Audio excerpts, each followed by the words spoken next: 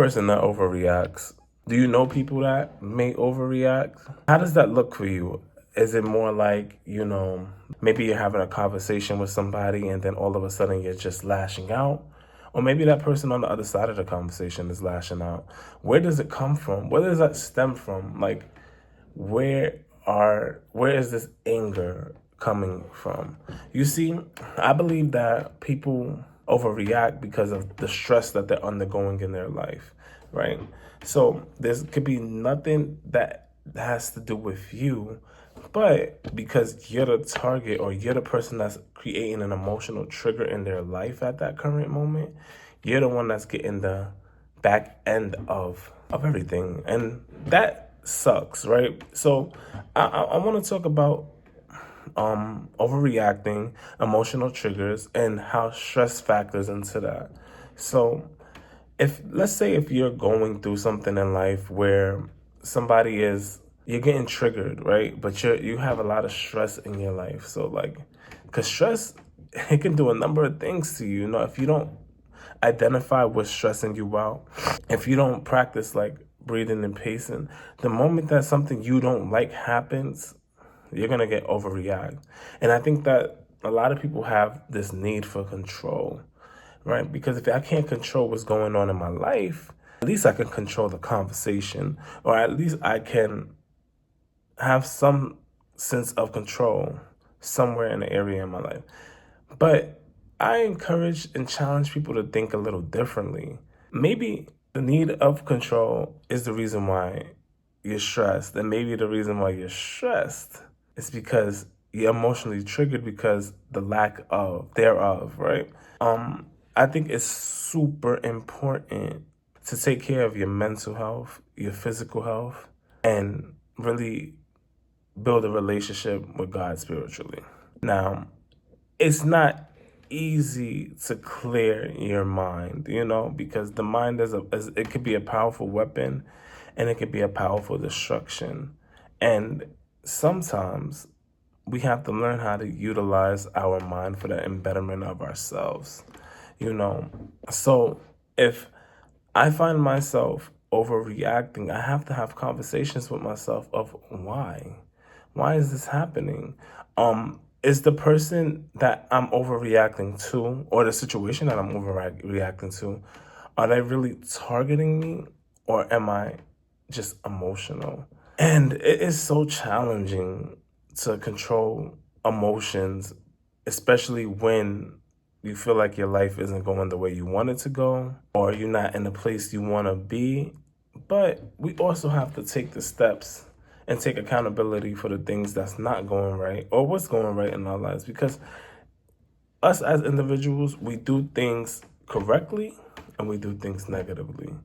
And I find that fascinating that there's a lot of benefits we could all gain from realizing our personal strengths and our personal flaws. You see, if I'm gonna be real and speak about my personal flaws and my personal strengths, I just give me a prime example. Like personally, I feel like I'm really good at when I'm impulsive and I'm ready to do something, I'm gonna do it all the way to I'm gonna finish it to the T, right?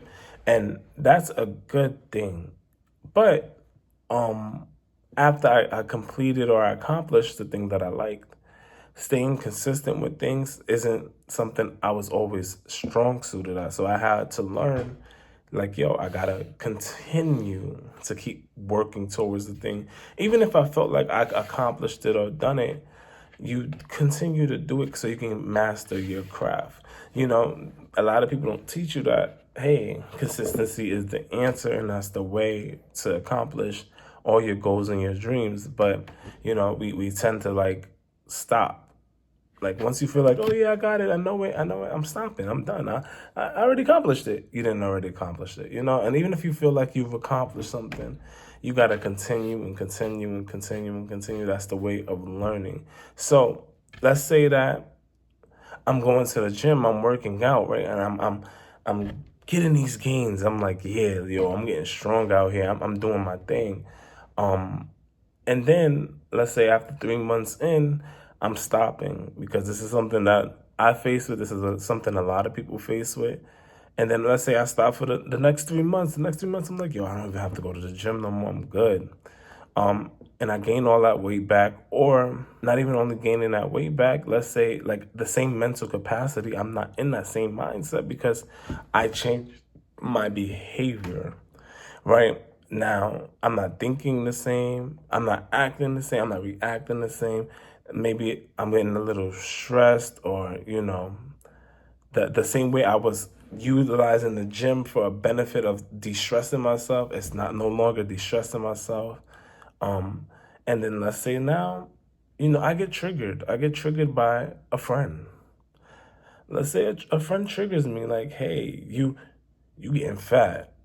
And maybe that's one of those points where I'm like, whoa, don't talk to me like that. Or I create this boundary where, in fact, the friend is probably trying to help me, see something from a different perspective.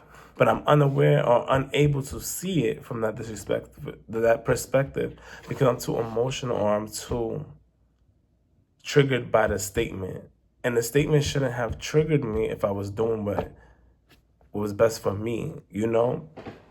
I feel like if you're doing the things that you have to do for self, a lot of things shouldn't be able to trigger you because you're doing the best you can do as an individual and you're aware. And self-awareness is key to stop the overreacting. You have to be very aware of why you're doing the things you're doing and how, if somebody says something about you, that like, yo, you can say what you want, but honestly, being real with you, you can't shift me, you can't change me because I'm so strong suited and so rehearsed. I thought this through that it's not gonna push me into believing anything else. And I think that when you get to that point in your life, you start realizing like, hey, these are my flaws and these are my strengths, and all I got to do is work on my flaws and get better, and that'll help with that overreacting kind of thing. I think that if we identify what's bothering us and then we make solutions to our problems, that's the only way to help with that overreacting. I really truly firmly stand on that. Yeah.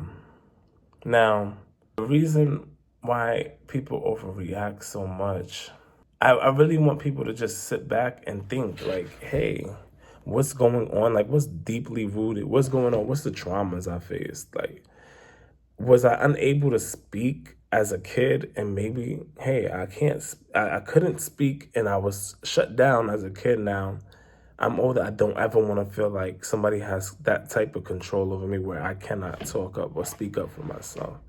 What is the thing that's stopping you from being great? Because we all have a level of greatness in ourselves. And if we are able to identify it, we can learn to control those emotions.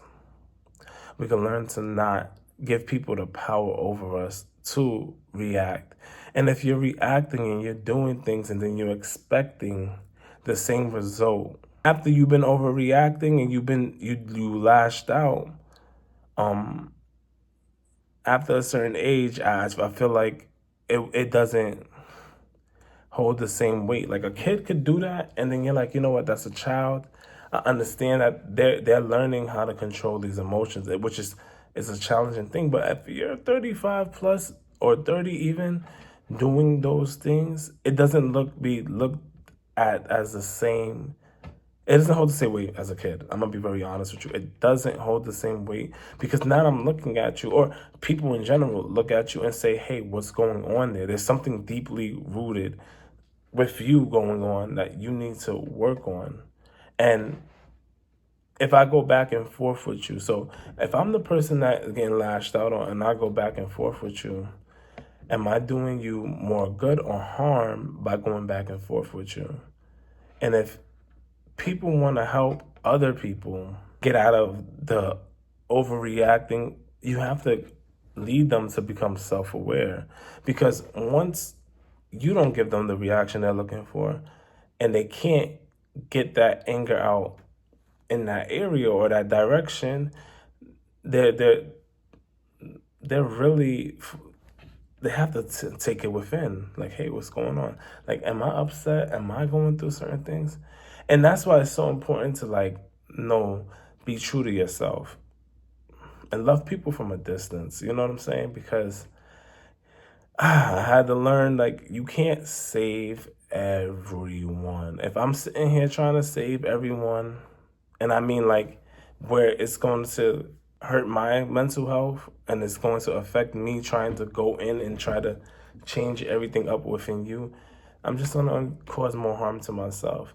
Like, I can make a YouTube video and talk about it and then express, and then the people who it connects to, it resonates with, they resonate with it, that's great.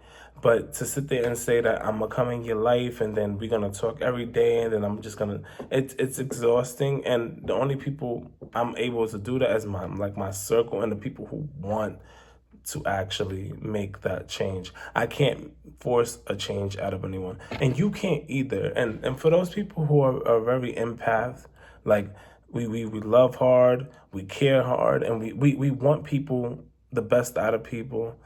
I encourage you to do it in a different way. Like, for real, make a video and talk about it, opposed to going to people and trying to go within and whatever they're going through, because whatever they're going through, they've been going through, and that's their journey, that's their battle to fight. You cannot fight other people's battle. So yes, I'm a firm believer that people overreact, and it's because of something that's going on with them internally. And it could be the nicest of a person, but once they're under certain stress, it goes all out the window. It really goes all out the window. And what are you gonna choose? You're gonna choose to dive deeply into someone else, or you're gonna dive deeper into yourself. That's the goal. Okay, one thing I want to add before I even let y'all go, to be honest, is if you're a person who overreacts, please, please, please, please, it's so crucial. Like, think about the other person's perspective. Like, where are they coming from? Like, if I say to you, like, hey, that situation isn't that serious, you shouldn't respond, you shouldn't react to it the way you are. Now, it doesn't mean like I'm not supposed to say something like that, right? Because my opinion doesn't matter. And whatever you're feeling and experiencing, who am I to dictate how you feel? But if somebody does say something under those lens, before you overreact and get upset and frustrated, think of why the person may be telling you, like, hey, you don't respond to it, right? Like, don't react like that. Don't let them get your power. Don't let them control you the way somebody from the outside in could see that somebody's attempting to control you. And I think that if we started putting ourselves in other people's shoes and how they may see it or how they may perceive the situation, because a lot of people can see things with clearer lenses when they're not in the situation and you're deep rooted in something. And if you're not ready, willing to accept advice from somebody else, don't go to somebody expecting advice and you get the advice you want, and then you react because of what was said to you. Now, we all, are able to make our own decisions. And I'm 1,000% for that, because just because I took advice from you doesn't mean I'm going to move the way you told me to move. But if I'm going to overreact based on what you've said, then I really have to think about why you said it before I overreact. And because if that relationship means something to you, if you care for the person that's speaking to you in front of you, then you have to think of what they're actually trying to say to you. And then if we understood another person's perspective and why they're saying it, and even if you before you even reacted, you ask some questions, you really like tackle it and critically think like, yo, what's going on? Instead of using that emotional mind, you use your like reasonable mind, and you really thought about like, hey, why is this person saying that? What made you say that? What am I doing in a moment that is leading me to react this way? I feel like deeply, once you get in tune with that, is you can really formulate a good choice, a good option, and control those emotions, like control those triggers, whatever's triggering you in life. Yo, honestly, like, comment, subscribe if you like the material that I'm going over. And can you write when, like, hey, when was a time that you've overreacted, when you've went too extra in a moment and you're like, damn, maybe I shouldn't have said that, maybe I shouldn't have done that. I know we all as humans do it. And if you're gonna sit here and lie or say like, hey, I don't overreact, that's a lie. We all do it, but it's how we respond to certain situations that trigger us that's very important. And if somebody is overreacting in your life and you care for them and stuff like that, you gotta show them grace. I'm learning, even when I see the flaws in others, not to judge. Like, I can't judge you. I want you to be blessed. Like, you my brother, you my sister. I want you to be stronger, wiser. I want the best for you, even when you're not showing the best of self. And that's how we should move as a unit, because we can't help others by judging them all the time.